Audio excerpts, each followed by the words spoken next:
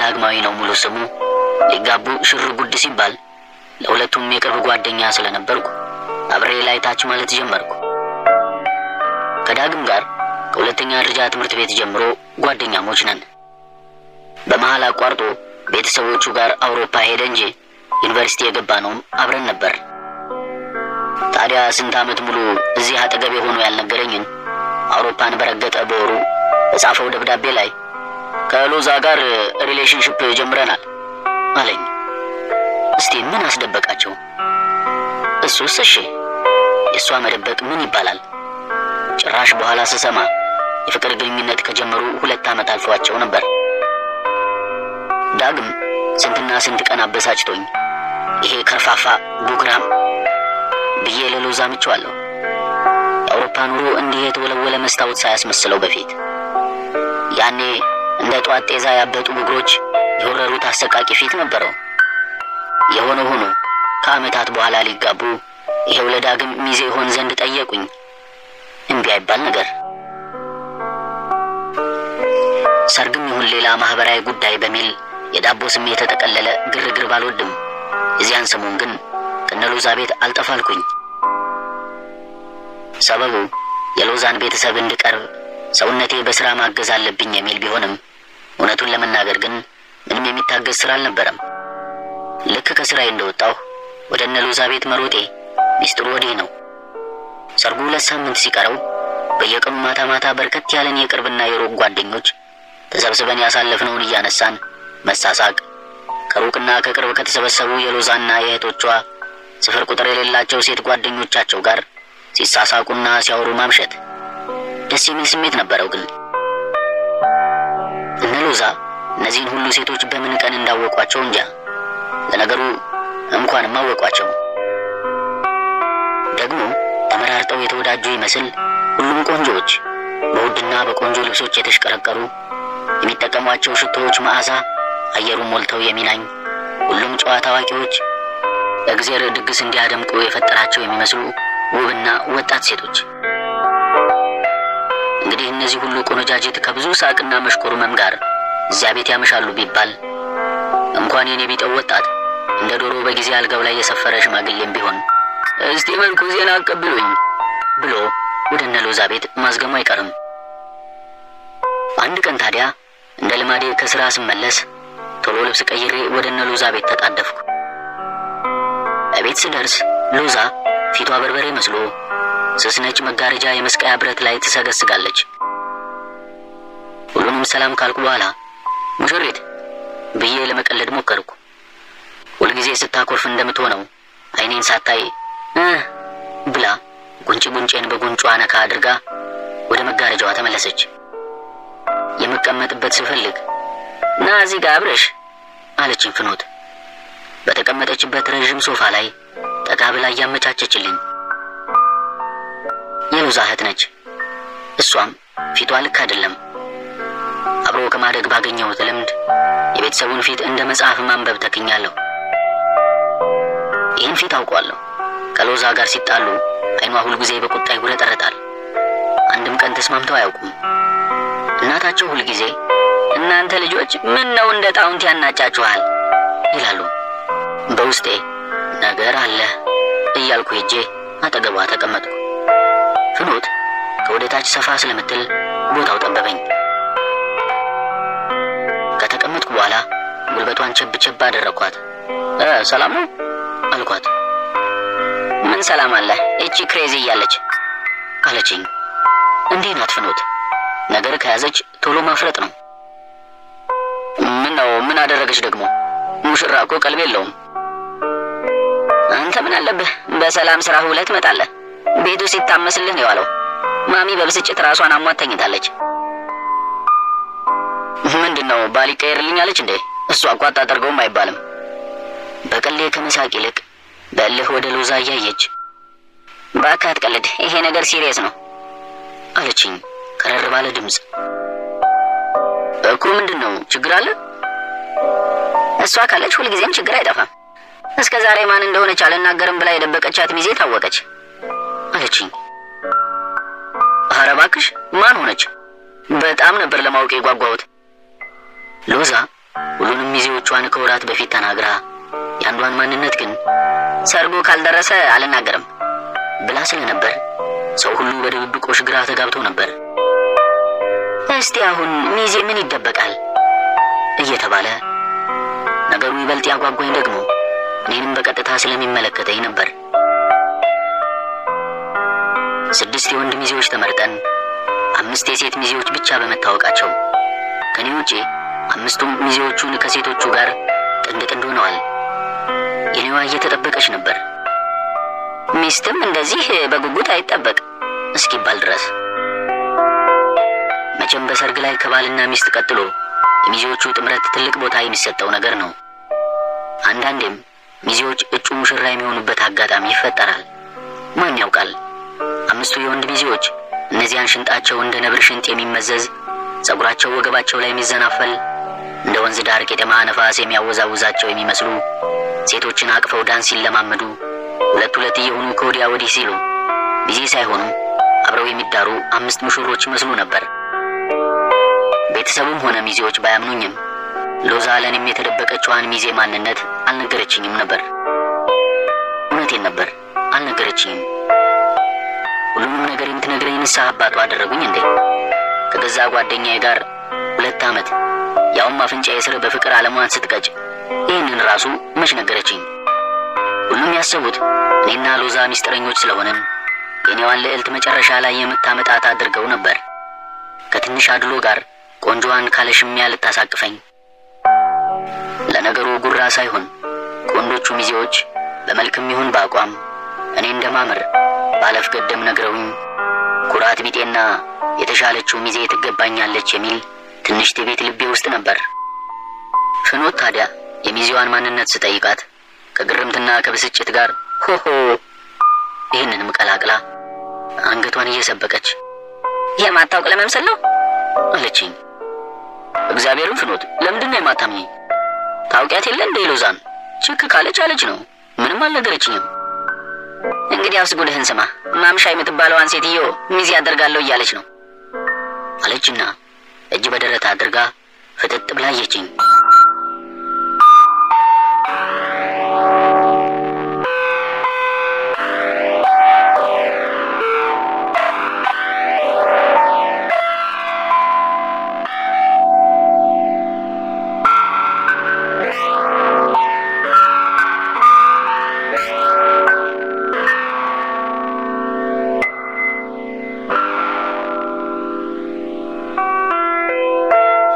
ማምሻ ይቺ ማምሻ አልኩ በጣቴ ወደነ ማምሻ ቤት አቅጣጫ እየጠቆምኩ።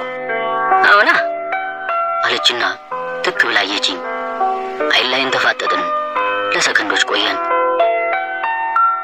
ካላመንክ ራሷን ጠይቃት አለችኝ ባገጯ ወደ ሎዛ እየጠቆመች። ሳኩኝ። መጀመሪያ ቀልድ ነበር የመሰለኝ። ፍኖት ኮስተር ስትል ግን ነገሩ የምር መሆኑ ገባኝና እንደገና መሳቅ ጀመርኩ። ሳቅ አንተ ምን አለብህ? አልደገስክ፣ ሰው አልጠራ፣ ውርደቱ የኛ ብላ ተነስታ እየተቆናጠረች ወደ ውስጥ ገባች። ፊቴ ላይ ለይቶ ያልፈነዳ ሳቅ እያንዣበበ ባለማመን ወደ ሎዛ ስመለከት አይን ላይን ተገጣጠምን። ኮስተር ብላ በከንፈሯ እንቅስቃሴ ብቻ ዋት አለችኝ። መስማቴን አውቃለች። ሳላስበው ንጥሻ የሚመስል ሳቅ ከውስጤ ወጣ። ትከሻዬ እኩል ከሳቁ ጋር ወደ ላይ ተናጠ። ፈጣን እስክስታ የሚመስል መናጥ። ማምሻ ሚዜ አልኩ ለራሴ። የሎዛ ነገር ሁልጊዜ ግራ ቢሆንም ይሄኛው ግን ባሰ። ይህች ልጅ በዚህ ውዝግብ ወዳድነቷ እንዴት ነው ይሄ ትዳር? ሐሳቤን ሳልጨርስ ተውኩት። ለምን በሰው ትዳር አሟርታለሁ? ፍኖት ተመልሳ ብቅ አለችና ሎዛ እንድትሰማ በሚመስል ነገረኛ ድምፅ አብረሽ ማሚ ትፈልጋለች ብላ ጮኸች። ተነስቼ ወደ ውስጥ ገባ። ሎዛ ከምኔው እንደደረሰች እንጃ እየተቆናጠረች ኮሪደሩ ላይ ገፍታኝ አለፈች። እናቷ ያሉበትን ክፍል በርግዳ ቀድማኝ ገባች። አንቺን ማን ጠራሽ? እንዴው አታውሩ አትተንፍሱ ነው እንዴ አሉና እናቷ ግልፍ አሉ። ለመጣው ለሄደው ሁሉ ስሞታ ቆይ እናንተ ምናችሁ ተነካ? አንባረቀች። ምናችን እንደተነካ እኛንን የምናውቀው። አሁን አትቅለብለብቤ ላውራበት አሉ በቁጣ። ግራ ገብቶኝ ቁልጭ ስል አብረሽ ይሄው ሞልቶ ለሚንጋጋ ጓደኛ እኔን ካላዋረድኩ የሀገር መሳቂያ መሳለቂያ ካላደረጉ ሞቼ እገኛለሁ እያለች ነው። እንግዲህ አንተም አብረህ ተዋረጅ መሳቂያ ሁኜ ካልክ ደህና፣ ካልሆነ ይህችን እብድ እንደ ጓደኝነት ዝከራት። ነገ ቤተሰብ የላትም ወይ መካሪ ጓደኛ የላትም ወይ ነው የሚባለው። ኦ ማይ ጋድ ማሚ፣ ማምሻ ሚዜ ስለሆነች ምንድነው የምትዋረዱት? ምንድነው ሀገር የሚሰቀው? ኧረ እግዚአብሔራችሁን ፍሩ። ሰውስ ቢሰማችሁ ምን ይላል? እንደናንተ ሰው ናት እኮ ሰው ብላ ጮኸች። ስትቆጣ ከንፈሯም እጇም ይንቀጠቀጣል። እልህኛ ናት። ከልጅነታችን አንስቶ ያለችው ካልሆነ አገር ነው የሚታመሰው። ወዲያ አትፈላሰሚብኝ። ሰው ቢታጣ ይመለመላል ጎባጣ አሉ። ታዲያ ሰው የሆነች እንደሆነስ እግዚአብሔር ሲፈጥረን መቼም ቦታ አዘጋጅቶ ነው። እኔ መልኳን አልሰራሁ። ምንድነው ሰው ለማስኮነን ሩጫ? ሚዜ ላይን የሚያምር ቀልጠፍ ያለ በኩያ ሲሆን ለተመልካችም ለደጋሹም ለፎቶም ለቪዲዮም ደስ ያሰኛል። ፎቶም ታይቶ አይጠገብም። እኔ ማምሻ ለሚዜነት አትሆንም አልኩ እንጂ ሰው አይደለችም ወጣኝ። ምን አለ ክፉ ባታስበኝ፣ ከጎረቤት ባታነቃቂኝ። ከፈለግሽ ከሰርጉ በኋላ ባንቀልባ አዝለሻት ዙሪ። ፍኖት ከኋላዬ በሩን ተደግፋ እንደቆመች ሙፍ ብላ ሳቀች። ሎዛ ፊቷ ተቀያየረ። ወደ እህቷ ዙራ ዲያና ብላ አሽሟጠጠቻትና እናቷን ቆፍጠን ባለ ንግግር ከሰርጉ በኋላ ሚዜ አያስፈልገኝም፣ ማምሻ አንደኛ ሚዜ ትሆናለች አለቻቸው። ዋት አለች ፍኖት። አይ ተው እናቴ፣ እኔ ጤነኛ መስለሽ ነው ጭራሽ አንደኛ ሚዜ? እንግዲህ እኔ ሙቼ ከሆነ እናያለና አሉ እናቷ ጉልበታቸው ላይ ያስቀመጡትን ትራስ አንስተው። ከዛም በቁጣ ወደ ጎናቸው እየወረወሩት። ቆይ ይሄ ሁሉ ማካበድ ምንድን ነው? ሰርግ አይደል እንዴ? የሆነ ሌላ ተአምር አስመሰላችሁት እኮ። ሰርግ እኮ የአንድ ቀን የፓርቲ ቤት ጭፈራ አይደለም፣ ታሪክ ነው። ታሪክ በፎቶ በቪዲዮ እያንዳንዱ ነገር ተመዝግቦ ለልጅ የሚተላለፍ ነው። ይገባሻል? ታዩ ጥፋቱ ያባትሽ ነው። ሰው ሁሉ ዩኒቨርሲቲ ገብቶ ሐኪም መሐንዲስ ሲሆን አንቺ እብደት ልማር ስትዩ ይለይልሽ ብሎ ፈቀደልሽ። ይሄው ልብስ መጣል ነው የቀረሽ። እንግዲህ አሻፈረኝ ከእኔ በላይ ሰው ካልሽ እዛው አባትሽ እንደሚያደርግ ያደርግሽ። ሎዛ ፍልስፍና ነው ያጠናችው። ያኔም ፍልስፍና ልማር ስትል እንዲሁ ቤቱ ታምሶ ነበር። የሎዛ አባት የወደደችውን ትማር ብለው ፈቀዱ። ተመርቃ ካለ ስራ 2 ዓመት በመቀመጧ በተለይ እናቷ ብዬ ነበር እያሉ ባላቸውን ይወቅሳሉ። ደግነቱ አባትየው ለወቀሳም ሆነ ለምስጋና ግድ ያላቸው ሰው አልነበሩም።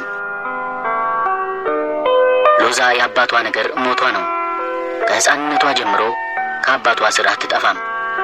ሰፈራችን ውስጥ ወዳለው ግሮሰሪ ሳይቀር ተከትላቸው እየሄደች ባለጌ ወንበር ላይ እግሯን አንጠልጥላ እሳቸው ከጓደኞቻቸው ጋር ዘና ሲሉ እሷ ለስላሳዋን ይዛ ቁጭ ትል ነበር። የሎዛ አባት የተለዩ ሰው ናቸው። በከተማው የታወቀ ጣውላ ቤት አላቸው። ሲበዛ ዝምተኛና የሥራ ሰው ነበሩ። ሚስታቸውን ጨምሮ ወንዶቹም ሴቶቹም ልጆቻቸው በከተማው የታወቁ ዘናጮች ቢሆንም ሰውየው ግን ከሰኞ እስከ ሰኞ ቱታቸውን ለብሰውና አፋቸው ላይ ከቀንድ የተሰራች ጥቁር ፒፓቸውን ሰክተው ስራ ላይ ናቸው። 2 ወንድ ልጆቻቸው ሐኪሞች ናቸው። አንዷ ሴት ልጃቸው ለከፍተኛ ትምህርት ውጭ ሀገር ነው ያለችው፣ አርክቴክት ናት። የሎዛ ታላቅ ፍኖትም በምህንድስና ነው የተመረቀችው። ከቤቱ ልጆች ተለይታ ፍልስፍና ያጠናችው ሎዛ ነበረች። ያውም በከፍተኛ ውጤት ዩኒቨርሲቲ ገብታ ስራ ይብላ መርጣው። ሎዛ ከልጅነቷም መሬት ከፍ ቢል ሰማይ ዝቅ ቢል ካመነችበት ነገር ወደ ኋላ የማትል ልጅ ናት። እንደዚያም ሆኖ ታዲያ የጓደኞቿ ብዛት ለጉድ ነበር። እኔ ጋር በ10 ጉዳዮች ላይ ብናወራ በ9 ተኩሉ አንስማማም። ነገር ግን እንዴት እንደሆነ አይገባኝ እንጂ ሩጬ እሷ ጋር ነኝ። እሷም ካጠገቤ አትጠፋም። አሁን ከምታገባው ከዳግም ጋር ራሱ 10 ጉዳዮች ቢያወሩ በ10ም አይስማሙም። ግን ይኸው ሊጋቡ ነው። የሎዛ ነገር እንዲህ ነው። ጭቅጭቋ እንደ ፍቅር ቃል ሱስ ነው የሚሆነው። በምድር ላይ የሎዛን ሐሳብ የሚያስቀይር አንድ ሰው ብቻ ነው፣ አባቷ። ይሄው ማምሻ የምትባለውን የሰፈራችንን ልጅ ሚዜ አደርጋለሁ በማለቷ የተነሳው ጭቅጭቅ ለሰርጓ ከያገሩ በመጡ እህትና ወንድሞቿ በምንቀርባትም ጓደኞቿ እልባት ባለመገኘቱ ጉዳዩ ለውሳኔ ወደ አባቷ ተላከ። አባት ምንም ይበሉ በውሳኔያቸው ላይ ይግባኝ የለም።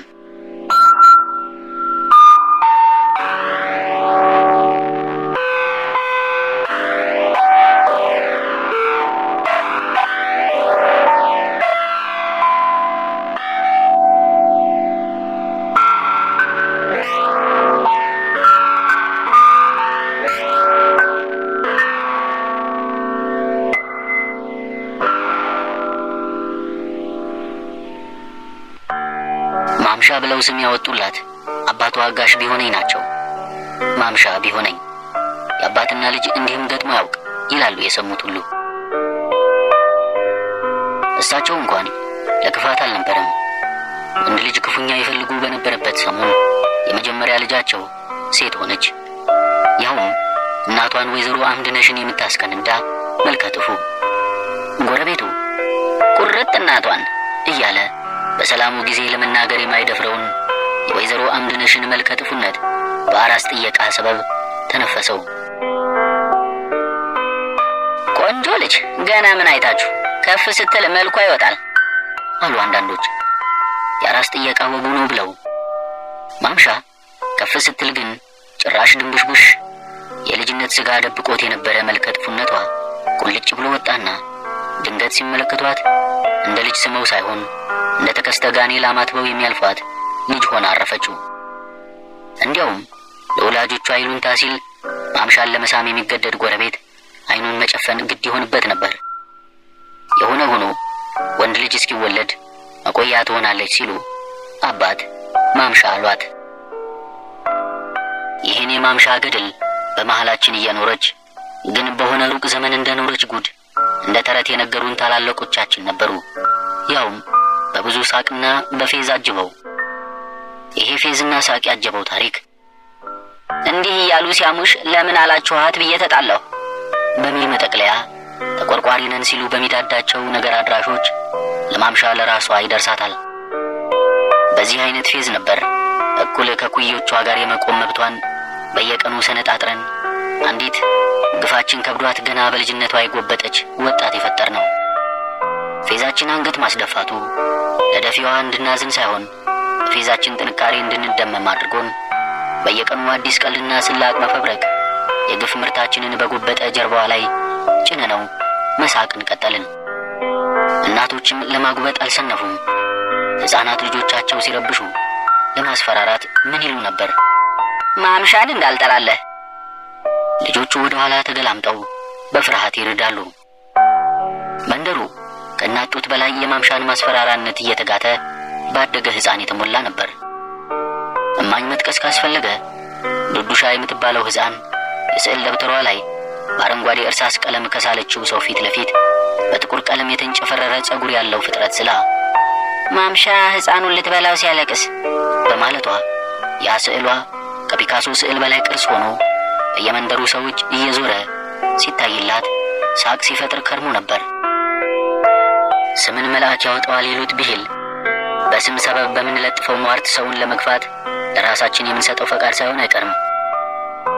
ላሟረትንበት ሰው ያሰመርነውን የግፍ መስመር በዘወርዋራ ተረትና ምሳሌ ስንጠቁም ድንበርህ እዚያው ነው እንዳትቀላቀለን አይነት የማይታይ እስር ቤት።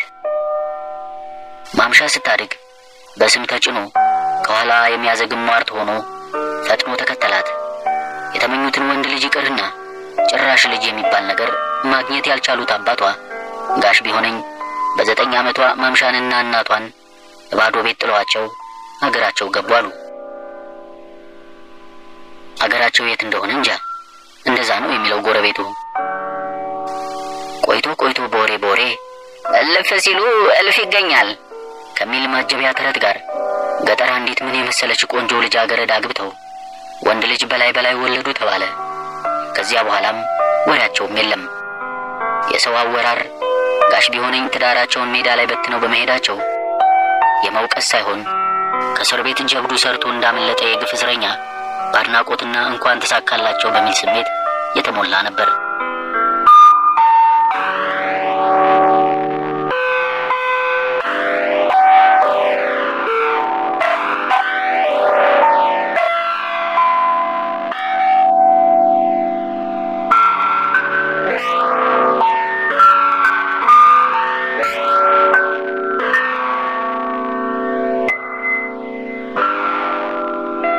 እማማምድነሽ ልጃቸውን ማምሻን አይገቡ ገብተው አሳደጓት።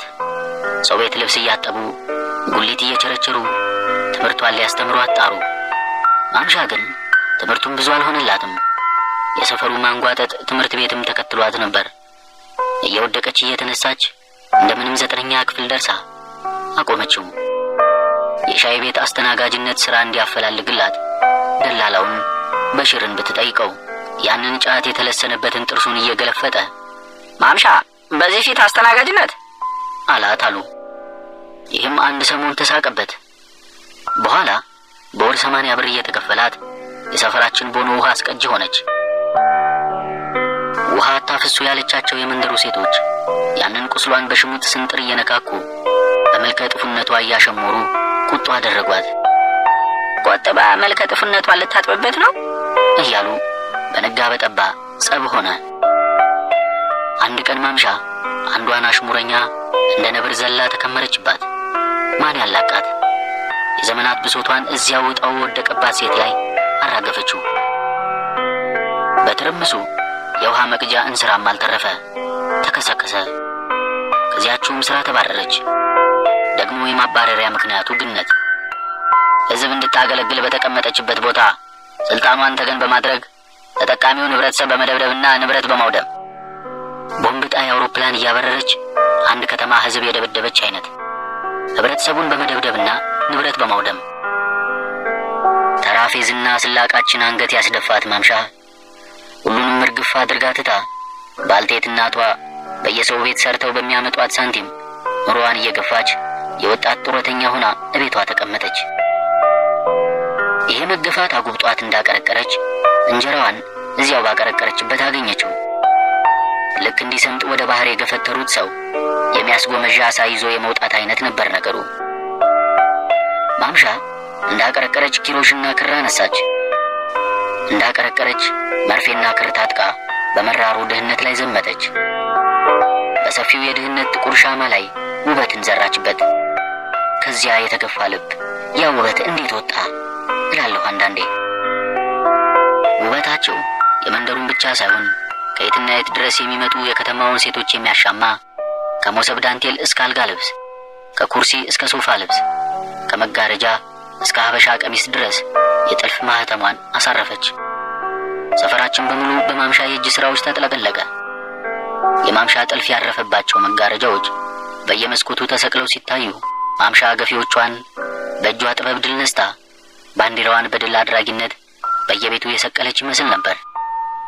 በመቋጨት ይሁን በመጥለፍ የማምሻ እጅ ያረፈበት የባህል ቀሚስ ይሁን ነጠላ ለብሳ ያልተወረገረገች አንድ የመንደሩ ሴት ብትኖር ማምሻ ራሷ ብቻ ነበረች። እንዲህ አያገባኝ ገብቼ የማምሻን የእጅ ስራዎች ስመለከት ከሌሎች ጥልፎች የተለዩ ይሆኑብኝ ነበር። ፍዝዝ ያለ ቀለም ባላቸው ክሮች፣ ደማቅ መደብ ላይ የምትጠልፋቸው አበቦች የራሷን ምስል የምትስል ሰዓሊ እስክትመስለኝ አንዳች የሚያሳዝን ስሜት ውስጥ የሚያስገቡ ነበሩ። በዚህም ስራዋ ራሷንና ባልቴት እናቷን በክር ጎትታ አንገታቸውን ከድህነት አዘቅት ብቅ እንዲል አደረገች። እናቷ በየሰው ቤት መንከራተት አቁመው እቤታቸው አረፉ። መንደርተኛውም ከማምሻ መልክ ይልቅ የእጅ ስራዎቿ አይኖቻቸውን ጋረደው። ከመዝለፍ ይልቅ ወደ ማድነቅና ማክበር የተሻገረ መሰለ። በእርግጥም ማምሻ መልከ ጥፉ ፊቷን በብርቱ እጆቿ ሸፍነው ነበር። ስም ውስጥ ሟርት አለ። ማምሻ እንደ ስሟ ማምሻ ሆነች። ሁሉም ነገር የተቀያየረው ድንገት ነበር። የእጅ ስራዎቿን ሙሉ ለሙሉ ከገበያ ውጭ የሚያደርግ አጋጣሚ። ፈጣንና በኤሌክትሪክ የሚሰሩ የጥልፍ መኪኖች በከተማው ውስጥ እንደ አሸን ፈሉ። በአንድ ጀንበር ድፍን መንደር የሚያለብሱ በደማቅ ክሮች ፎቶ የመሳሰሉ አበቦችን የሚጠልፉ የሲንጀር መኪኖች የማምሻ ተስፋ ሟሸሸ። ጥበቧም ከምንም እስከ ሲንጀር መኪና ባለው ክፍተት መሃል ማምሻ መሸጋገሪያ ሆነ። በኑሮ አድማሷ ላይ ድንገት ብቅ ያለች ጀንበሯ ሙቀትና ብርሃኗን በቅጡ ሳታጣጥማት ድርግም ብላ ጠፍታ ዳግም የድህነትና የማንጓጠጥ ዝናብ ያዘለ ደመና በላዩ ላይ ያንዣብብ ጀመረ። ዳግም ወደ ማቀርቀር፣ ዳግም አንገት ወደ መድፋት ተመለሰች። ገና ምንም ያልተነኩ ቱባ ክሮችን ሰብስባ ወስዳ ለባለሱቁ በድሩ ብርካሽ ሸጠችለት። ያም የማምሻ የጥልፍ ሥራ ማብቂያ ሆኖ በጎረቤቱ ዘንድ ተወራ። በዚህም ተቀለደ። ማምሻ ኪሮስ ሰቀለች ተባለ። የእግር ኳስ ተጫዋቾች መጫወት ሲያቆሙ ጫማ ሰቀሉ እንደሚባለው መሆኑ ነው። ቀስ በቀስ እናቷ ወደ ሰው ቤት ሥራ ተመለሱ። ማምሻም እናቷን ለማገዝ እንጀራ መጋገርና መሸጥ ጀመረች። ታዲያ በዚህ መሃል ትንሽ በጎነት ያሳየቻት ሴት ብትኖር ሎዛ ነበረች። ከአባቷ ጣውላ ቤት የእንጀራ መጋገሪያ ሳጋቱራ በነፃ እንድትወስድ አስፈቅዳላት ነበር። ባልገባኝ ምክንያት የሎዛ አይኖች ሁልጊዜ ማምሻ ላይ ነበሩ። የሰፈሩ ሰው እርግፍ አድርጎ በተዋቸው ሰዓት እንኳን የማምሻ እጅ ሥራ የተጠለፈባቸው ልብሶችን ትለብስ የነበረችው ሴት ሎዛ ብቻ ነበረች። እንደውም ለእኔም ከማምሻ የገዛችውን አንድ የባህል ልብስ ስጦታ ሰጥታኝ ነበር። ለብሼው ግን አላውቅም።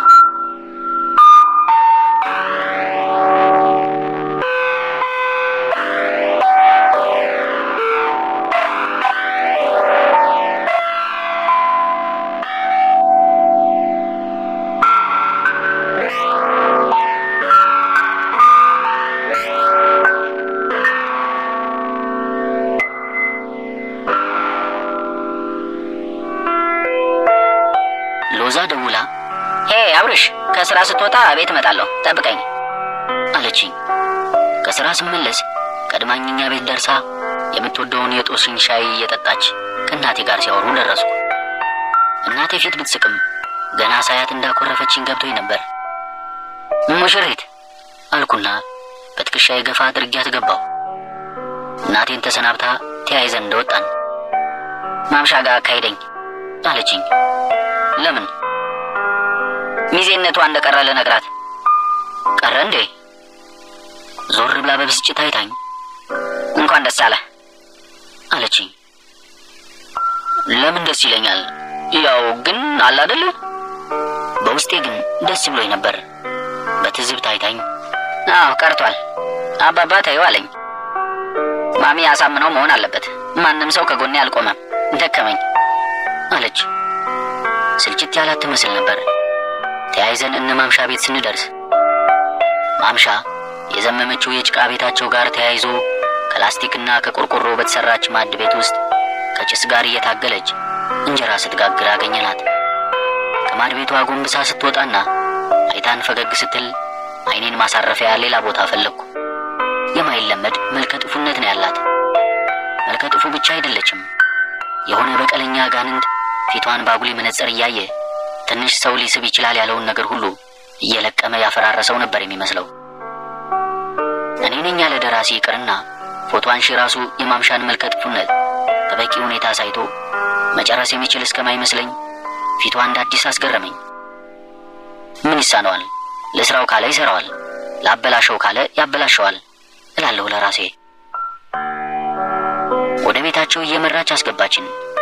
የቤቷ ውስጥ ካሰብኩት በላይ እጅግ ንጹህና በስርዓት የተዘጋጀ ነበር። የማምሻ ዘመን ያለፈባቸው ጥልፎች እንደ ሙዚየም ከአልጋው እስከ ኩርሲ በስርዓት ለብሰው ተቀምጠዋል። እንደገባን ትኩስ እንጀራ በበርበሬ ላቀርብላችሁ አለችን። እኔ አይ ስል ሎዛ ግን እሺ እንዲያው መርቦኛል አለች። እንጀራ በበርበሬ እየበላን በመሃል ሎዛ መብላቷን አቁማ ማምሻ ብላ ተጣራች። የመጣሁት ሚዜነትሽ እንደቀረ ልነግርሽ ነው። እኔ እንኳን ሚዜ እንድትሆኚ ነበር የፈለግኩት፣ ግን ሁሉም ሰው አይሆንም አለ። ሰርጉ የኔ ቢሆንም የደገስኩት ግን እኔ አይደለሁ። ሚዜ ሆንሽም አልሆንሽም እኔ ግን እወድሻለሁ፣ ጓደኛዬ ነሽ ብላ ተነስታ አቀፈቻትና እንባዋ ተዘረገፈ።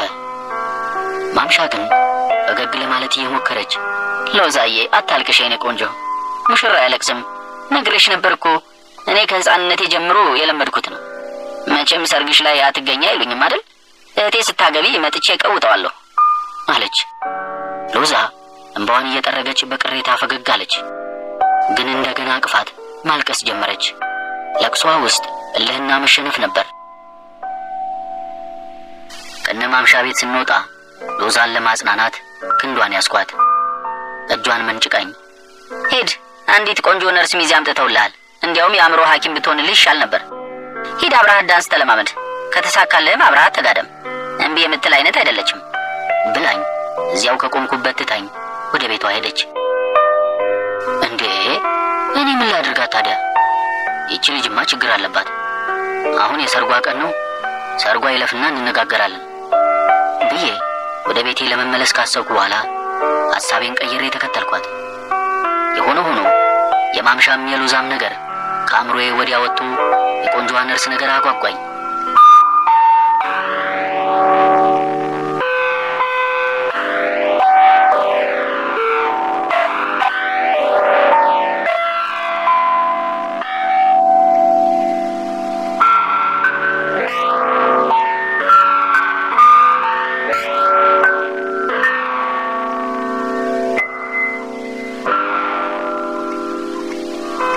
ቤት ስንደርስ ልብ ስንጥቅ የምታደርግ የጠይም ቆንጆ በፍኖት እየተመራች ወደ እኔ መጣ እየተሽኮረመመች ተዋወቀችኝ። ፌቨን አለችኝ። ስትናገር አንገቷን ትሰብቃለች። ለስላሳና ውብ እጆቿን ጨብጬ አብርሃም አልኩ። ተያየን። አይኖቿ ያምራሉ። ፈገግታዋ ዙሩ ይደፋል። የጎረስኩት የማምሻ እንጀራ በበርበሬ አፌ ውስጥ ማቃጠሉ ይሰማኛል። ከፍትፍቱ ፊቱ ብዬ ተረትኩ ለራሴ። ዞር ስል ከሎዛ እህት ከፍኖት ጋር አይን ላይን ተገጣጠምን። ጠቀሰችኝ። ወደ ፌቨን ዞሬ ከዚህ በፊት ሚዜ ሆነሽ ታውቂያለሽ እንዴ አልኳት። የመጀመሪያዬ ነው። አንተስ? እኔም እንዳንቺ አይነት ቆንጆ ሳይ የመጀመሪያዬ ነው። ወረኛ ብላ በወዳጅነት ትከሻዬን ቸባ አደረገችኝ። በኋላ ፍኖት ስለዚህ ቸብታ ሎዛ እንዳትሰማ በሹክሹክታ ስትቀልድ እንዲህ አለች። ይሄ ቸብ ያረገህች የማምሻ ቢሆን ኖሮ መፍለጫ እንዳረፈበት ጉቶ ለሁለት ተሰንጥቀህ ወለል ላይ ተበታትነህ ነበር። እድሜ ለኔ በል።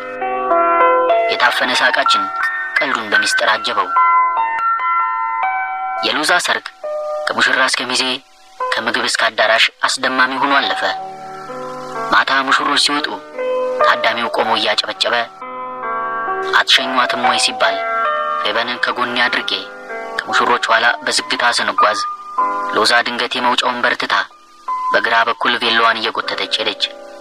ባሏም ሚዜዎቹም ግራ ተጋብተን እንደቆምን በውድ አበሻ ቀሚስ በወርቅ የተንቆጠቆጡት አክስቶቿን አልፋ እንደ ነገሩ የለበሱትንና ትንሽ ነጠል ብለው የቆሙትን ማምሻንና እናቷን ቆመው ወደሚያጨበጭቡበት መቀመጫ ሄዳ ተራ በተራ አቀፈቻቸው።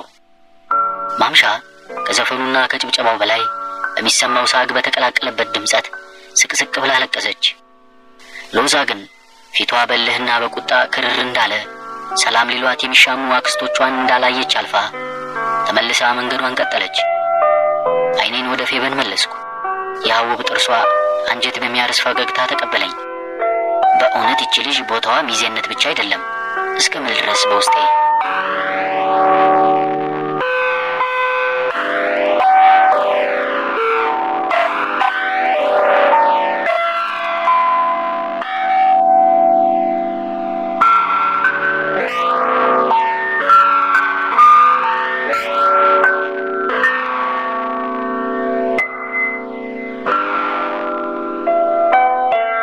የበጎች ነው። ግን የበጎች ታሪክ ቦታ የለው። በጎች ራሳቸው የሚተርኩት የአንበሶችን የጀግንነት ጀብድ ነው። ምናልባት ታሪኩ የበጎችን ስም ካነሳ በጎች በአንበሶች እንዴት እንደተበሉ ከመተረኩ አያልፍም። የበግ ቆዳ የለበሱ አንበሶች ጠላታቸው የለበሱት ቆዳቸው ነው። ስለዚህ ይህንን ቆዳ እንዲገፉትና ታሪካቸው እንዲጻፍ ትንሽ መርዳት አለብን። ብዙ አይደለም፣ ትንሽ። ለምሳሌ የራሳቸውን ቆዳ የሚገፉበት ቢላ ማቀበል። ህመሙን ችለው የራሳቸውን ቆዳ መግፈፍ የራሳቸው ጉዳይ ነው። ሌሎች ቆዳቸውን እንግፈፍላችሁ ሊሏቸው አይገባም። ማንም የማንንም ህመም አያውቀውም። ቆዳ ለመግፈፍ በሰነዘሩት ቢላ ስጋቸውን ቦጭቀው የእድሜ ልክ ጠባሳና ህመም ሊተውባቸው ይችላሉ። እንግዲህ ልትፈላሰምብኝ ነው ሎዛ አልኩ እየሳኩ። ከእናቷ ኮርጄ ነው አባባሉ። ከተጋቡ በኋላ ዳግም ወደ አውሮፓ ተመልሶ ሄደ። አልፎ አልፎ ታዲያ ያው እንደ በፊታችን እየተገናኘን ሻይ ቡና እንላለን። ዛሬም ፈልጋለሁ ብላ ተገናኝተን ገና ከመቀመጣችን የአንበሳና የበግ ታሪኳን አዘነበችብኝ። ታዲያ ልቀልድ እንጂ በቁም ነገር እያዳመጥኳት ነበር። ሎዛ ውስጧ የሆነ ነገር አስቦ እየተቁነጠነጠች እንደነበር ታዝቤያለሁ። ያሰበችው ምንም ይሁን ምን ካላደረገችው እንደማታርፍ አውቃለሁ። እናም እየሰማኋት ነው። ትናንት ማምሻ ደውላልኝ ነበር አለችኝ። ሎዛ በቃ ሶሪ ብያለሁ፣ አጥፍቻለሁ። በሰዓቱ ከጎንሽ አልቆምኩም። እንደገና ስለዛ ሚዜነት እንዳታነሽብኝ በፈጠረሽ፣ በቃ ይቅርታ አልኩ ምርር ብዬ። ማምሻ ሚዜ እንዳትሆን ተባብረሃል እያለች በስልክም በአካልም ስትነተርከኝ ነው የከረመችው። ዝም ብለህ ስማኝ፣ እሱ ውስጥ ስለሚጮህብህ ነው ራስህ ቀድመህ የምታነሳው። አሁን የምለውን ስማኝ። ሌሊቱን ሳስብ ነበር፣ ስደሰት ነበር። የማወራህ ስለ ማምሻ አይደለም፣ ስለ እኔ፣ ስለ አንተ፣ ስለ እናትህ፣ ስለ ምናልባትም ነገ ስለምትወልዳት ሴት ልጅ፣ ስለ ማህበረሰቡ ነው። ስማኝ አብርሽ፣ ቢያንስ መስማት እንዴት ነው ያቃተ? አረ ስማኝ። ተነጫነጨች። ኦኬ እየሰማው ነው፣ አጨቅጭቅኝ፣ በቃ አውሪኝ። እኔን ካልወቀሽ ማውራት አትችይም። እየሰማህ አይደለም። ገና ማምሻ ስል የምናገረውን ቀድመህ ገምተህ የራስህን ግምት ነው እየሰማህ ያለው። ይሄ ወሬ ቶሎ አልቆ ሌላ ርዕስ እንድንጀምር ነው የምትፈልገው። ሌላ ርዕስ የለም። ስማኝ። እንደዛ አላሰብኩም። አስበሃል። ተፋጠጥን። ሳኩኝ። በቃ እንደዚህ ናት። እና ደግሞ ልክ ስለነበረች ሳቄ እፍረት የተቀላቀለበት ነበር። ተመስጣ ወሬዋን ቀጠለች። ማምሻ ወደ ጣውላ ቤታቸው በየቀኑ እየሄደች ሳጋቱራ ሰብስባ ጣውላ ቤቱን አጽርታላቸው ትመለሳለች።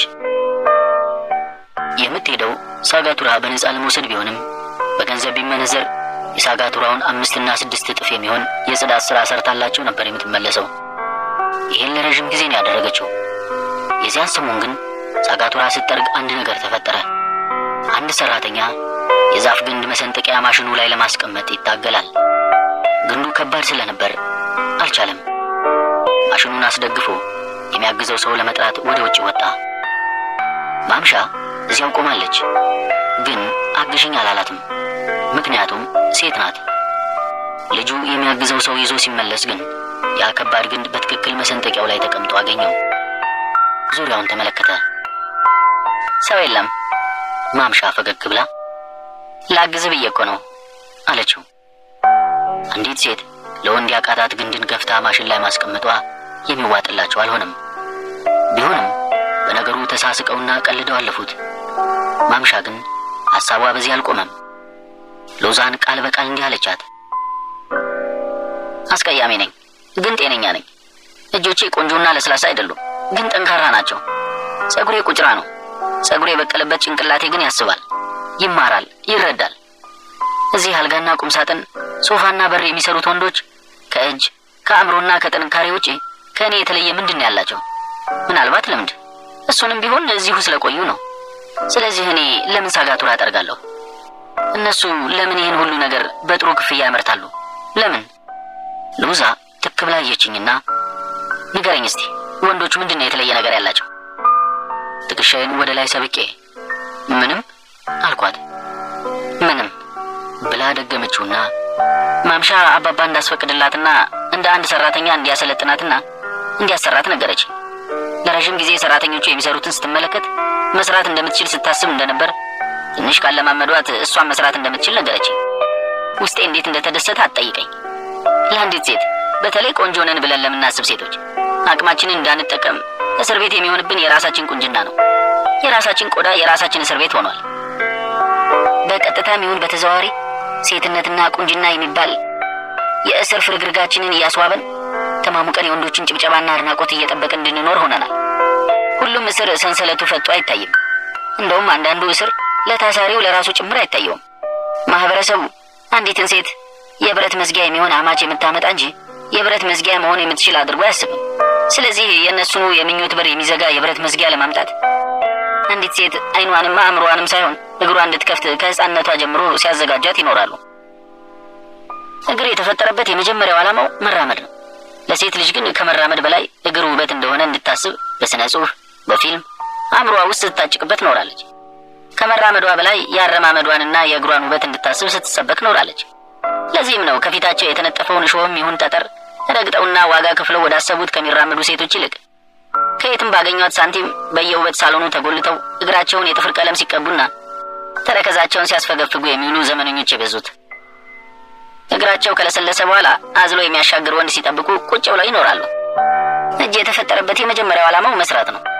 ብዙ የፋሽንና ዘመናዊን የውበት ሚዛን የሚደፉ ዘመናዊ ሴቶች እጃቸው ከሚበላሽ ስማቸውም ሕይወታቸውም ቢበላሽና እጃቸው እንደለሰለሰ ቢኖር ይመርጣሉ።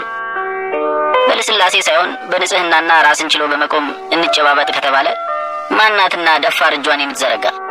ለብዙሃኑ ወንዶች ጠንካራ የሴት እጅ አገርን ያቆመ ሳይሆን ሴትነትን የገፋ መስሎ ነው የሚታያቸው። ለዚያ ነው በስራ ስለደደረ የሴት መዳፍ ዘፋኙም መዝፈን ገጣሚውም መግጠም የማይወደው። ድንጋይ ፈልፍሎና እምነ በረድ ጠርቦ ውብ የእጅ ጣት ያላት ሴት ሐውልት የሚያቆመውን ቀራጺ እጅ ግን ተመልከተው እስቲ። በስራ የጎለደፈ ሆኖ ታገኘዋለህ። ከግማሽ በላይ የሚሆነው ህዝብ ሴት በሆነበት ሀገር ሴቶች እጃቸውን አስውበው መደርደሪያ ላይ እንዳስቀመጡት ጡት በማድረግ ለውጥ ጠብ አይልም።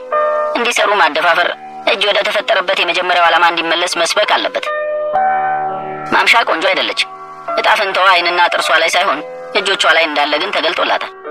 ወንድ በእግሮቿ መሃል ካላለፈ የሚያልፍላት የማይመስላት ሴት አይደለችም። አዎ እንዲያልፍላት የግድ ወንድ በእግሮቿ መሃል ማለፍ የለበትም። ጠንካራ ሰውነት ነው ያላት። አንተን ጨምሮ እዚህ ሰፈር ያላችሁ ወንዶች አብራችኋት መተኛት ይቅርና አብራችኋት ፎቶ መነሳትን እንኳን እንደ ትልቅ ውለታ ልትቆጥሩ ትፈልጋላችሁ። የፍቅር ደብዳቤ ጽፋችሁላት ታውቃላችሁ? አታውቁም። ምክንያቱም ቆንጆ አይደለችም። ሲኒማ ጋብዛችኋት ታውቃላችሁ? አታውቁም። ምክንያቱም ቆንጆ አይደለችም። ሌላው ይቅር አንድ ቀን እንኳን የለበሰችውን ልብስ አምሮብሻል ብላችኋት ታውቃላችሁ? ያው ሚዜ ሆነህ አየሁህ እኮ። ለእኔ ቤተሰቦች ምክንያቱ ምንም ይሁን ለአንተና ለመሰሎችህ ግን ጉዳዩ የፎቶም የእኔ ሰርግ መድመቅና ያለመድመቅ አይደለም፣ ወሲብ ነበር። ዋናው ፋክተር ወሲብ ነው።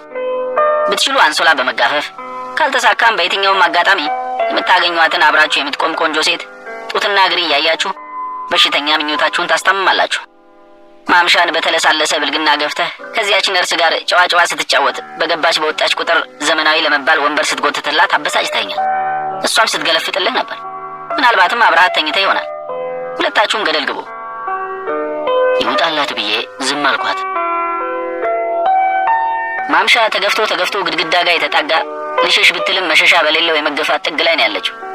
ማህበረሰቡ ግን አሁንም መግፋቱን አላቆምም። ያላት አማራጭ ወይ በገፊ ማህበረሰብና በምትገፋው የእድል ግድግዳዋ መሃል ተጨናንቃ መሞት አሊያም በእነዚህ ብርቱ እጆቿ መልሳ የገፋትን የድህነት እጅ መግፋትና እንደገና መንገዷን መጀመር ነው። እኔ፣ አንተ፣ ሁላችንም ከምናየው ማንም በስለታም ምላሱ ከሚያርደውና ከሚሸልተው የበግ ቆዳዋ ስር ያለውን የአንበሳ ቆዳ ለማውጣት ቢያምም ራሷ ቆዳዋን ለመግፈፍ ወስናለች። የመጀመሪያው ጉዳይ ግን የተቀመጠልህን የባርነትና የአትችልም መስመር በአእምሮህ ማለፍ ነው። ለአካላዊ ጥንካሬዋማ እድሜዋን ሙሉ በጉልበት ስራ ስትደክም የፈረጠመ ክንድ አዳብራለች፣ ያውም ወንድን የሚያስንቅ። አባባን ማታ ቢራ ጋብዤ ቁጭ አድርጌ ነገርኩት። መንገር ከማለት ለመንኩት ብል ይሻለኛል። ስራው ለሴት አይከብድም ብለሽ ነው አለኝ። ሞክራት፣ ለእኔ ስትል ሞክራት ብዬ ለመንኩት። ተስማምቷል። ዛሬ ትጀምራለች። አባባን እሱ ለሰራተኞቹ የሚከፍለውን እኔ እንደምከፍላት ስነግረው ሳቀብኝ። ችግር የለም እኔ እሰጣታለሁ አለኝ። እስካሁንም ለሰራችበት እንደሚከፍላት ሳይሆን እንደሚመጸውታት ነው የሚያስበው። አውቃለሁ እሷን ተማምኖባት አይደለም፣ ለእኔ ሲል ነው። ዋቴቨር ከትንሽ ወራት በኋላ ለእኔ ሲል ሳይሆን ለራሱ ሲል ይከፍላታል። ምክንያቱም በስጋም በመንፈስም እዚያ ከሚሰሩት ብትሻል እንጂ አታንስም።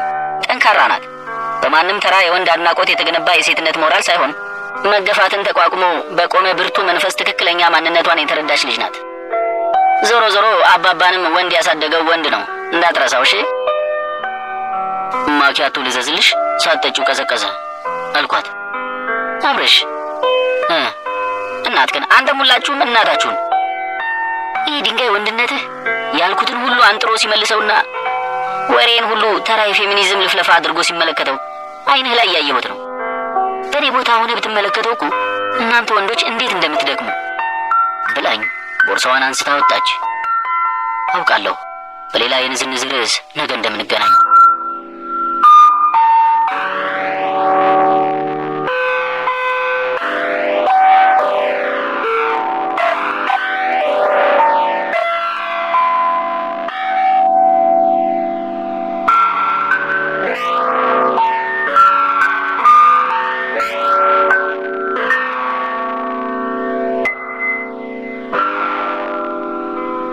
ሎዛ ከዓመት በኋላ ባሏ ጋር ጠቅልላ አውሮፓ ገባች።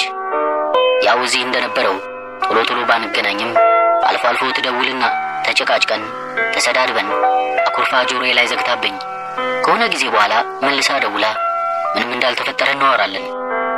በመሃል ሰፈራችን ከላይ እስከ ታች ፈራርሶ ጎረቤቱ ሁሉ ተበታተነ። ሰፈራችን ሲፈርስ አብሮ ያልፈረሰ ነገራችን አልነበረም።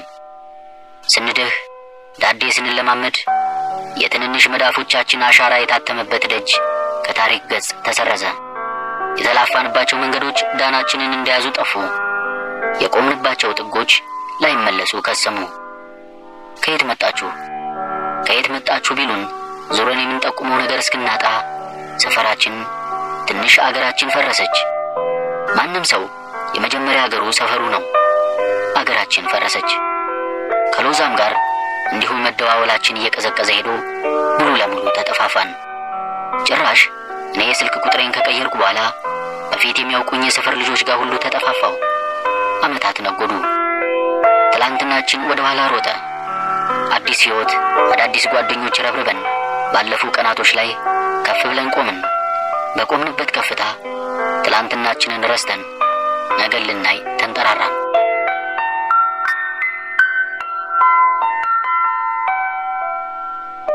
ከ7 ወይም ከ8 ዓመት በኋላ ይመስለኛል የጓደኛችን እናት አርፈው የአስከሬን ሳጥን ልንገዛ ሁለቱንን ወደ ፒያሳ ሄድን። ከተደረደሩት ሱቆች ከአንዱ ወደ ሌላው እያልን ዋጋ ስናወዳድር ቆይተን ወደ አንዱ መሸጫ ጎራ አለን። ገና ከመግባታችን ሁለት ወጣት ልጆች አጣደፉን። እየተቀባበሉ ስለ አስከሬን ሳጥኑ ጥንካሬ፣ ስፋት፣ ምቾት ሳይቀር እየነገሩ አግባቡን። ዋጋ ቀንሱ አትቀንሱ ስንከራከር ድንገት ከውስጥ ቀንሱላቸው የሚል የሴት ድምፅ ሰምተን ዞር አለን። ጠቆር ያለ አጭር ጋውን የለበሰች ሴት እጅና እጇን ጋውኑ ኪስ ከታ ከኋላችን ከነበረ ክፍል ብቅ አለች። በግርምት ፈጥጬ ቀረው። ይህን ፊት ማን ይረሳል? ማምሻ ነበረች። ማምሻ አልኳት ፈገግ ብዬ። እንዴ አብረሽ ባልሆንክ ትልቅ ሰው፣ አንተ ትልቅ ሰው ሆነሃል። ወይኔ ጮኸች። መጀመሪያ ለማጣራት ብላም እንደሆነ እንጃ ግርምቷን ቆም አድርጋ ምን ነው ማን ሞቶባችሁ ነው አለችኝ። የጓደኛችን እናት ናቸው። የባጥ የቆጡን እያወራን እንትና ደህና ነው እነንትናስ እየተባባልን የአስከሬን ሳጥኑን ራሷ መረጠችልን። ልጆቹ ሳጥኑን እስኪያዘጋጁልን ወደ ውስጥ አስገብታን በግራና በቀኝ የአስከሬን ሳጥን በተከመረበት ሰፋ ያለ ቢሮዋ ውስጥ ሻይ ጋበዘችን። በጣም ጎበዝ ጣውላ ሰራተኛ ከመሆን አልፋ የራሷን ትንሽ ጣውላ ቤት ከፍታ ነበር። እዚህ ስራ ላይ ምን እግር ጣለሽ አልኳት የከበቡንን የአስከሬን ሳጥኖች እያየሁ። ሳቀችና እማማ ስታርፍ ራሴ ነኝ የአስከሬን ሳጥኗን የሰራውላት። አልጋ፣ ሶፋ፣ ቁም ሳጥን እንሰራለን። ለምን እንደሆነ እንጃ ከዚያ በኋላ የአስከሬን ሳጥን ስሰራ ደስ ነው የሚለኝ። ወደድኩት። ሳጥኖቹን ስሰራ ሰላም ይሰጠኛል። ጨርቆቹ ላይ ያሉትን ጥልፎች የምሰራው ደግሞ ራሴው ነኝ። ሰዎቹ ሲሞቱ ከነሳጥናቸው ወደ እግዚአብሔር የሚያርጉ ይመስለኛል። እግዚአብሔር በሳጥኖቹ ብቻ ሳይሆን በጥልፎቹም የሚደመም ይመስለኛል። ሳቀች። ይሄውልህ ይህችን ሱቅ ተከራይቼ በዚሁ ስራ ቀጠልኩ። ማምረቻችን ከኋላ በኩል ነው። ውይ አብርሽ ትልቅ ሰው ሆንክ ብላ በመደመም እጇን አፏ ላይ ስትጭን የጋብቻ ቀለበት ማድረጓን አየሁ። ግን ምንም አላልኩ። እማማ መቼ አረፉ አልኳት። ትንሽ ዝም ብላ ቆየችና 4 ዓመት ሆናት አለችኝ። ሶሪ። ዝም ተባብለን ቆየን። እንዲሁ ዝምታውን ለማስወገድ የሰፈር ሰዎችን አግኝተሻቸው ታውቂያለሽ አልኳት። ተራ በተራ እየሞቱ ነው። ከዚሁ ነው ሳጥን የሚወስዱት። ደንበኛ ሆነናል አለችና የአሽሙር የሚመስል ፈገግ ካለች በኋላ ከጠረጴዛዋ መሳቢያ ውስጥ ካርድ አውጥታ ሰጠችኝ። ማምሻ የጣውላ ስራ አልጋ፣ ሶፋ፣ በሮችን እንሰራለን። እንዲሁም የተለያዩ የአስክሬን ሳጥኖችን እናቀርባለን ይላል። ሳጥኑ ተጭኖልን ስንወጣ ማምሻ ፈገግ ብላ ጨበጠችኝና ሎዛ የዛሬ 2 ዓመት አካባቢ መጣ በእግር በፈረስ ብታስፈልግህ አጣች። ፖስታ ስጪው ብላ እኔ ጋር አስቀምጣልህ ነበር። እቤት ነው ያለው። ያለህበትን ንገረኝና የሆነ ቀን አቀብልሃለሁ ወይ መጥተህ ውሰድ አለችኝ። የእጇ ጥንካሬ እጄን የቆረጠመኝ እስኪመስለኝ ድረስ አጥብቃ ጨበጠችኝ። ስመለስ አብሮኝ የነበረው ጓደኛዬ ማናት አለኝ። ማምሻ ትባላለች። የሰፈራችን አንደኛ አስቀያሚ ልጅ ነበረች ብዬ ከመጀመሬ አሁንም እኮ በጣም አስቀያሚ ናት። ጭራሽ ይህን መልክ በአስከሬን ሳጥን ተከቦ ማየት አስበዋል አለኝና በራሱ ቀልድ ክትከት ብሎ ሳቀ። እውነቱን ለመናገር የማምሻን መልክ ነገሬ ብዬ አላስተዋልኩትም ነበር።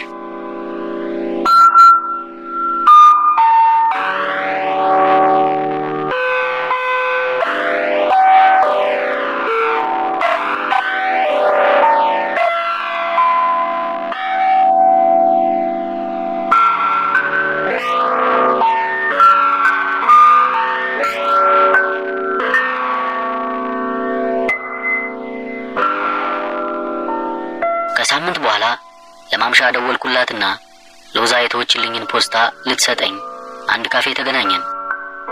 ቡና ጋብዣት እያወራን በወሬ አላገባህም ከሚል ጥያቄ ተነስቶ ነገሩ ወደ እሷው ዞረና ማግባቷን ነገረችኝ፣ ልጅ መውለዷንም ጭምር።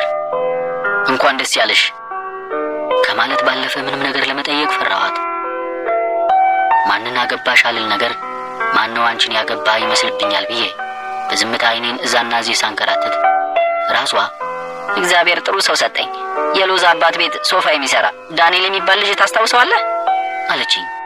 አላስታወስኩትም። የሎዛ መልክ ራሱ ደብዝዞብኛል። እሱ ጋር ተጋባን። እጄን ይዞ ነው ጣውላ ስራ ያስተማረኝ።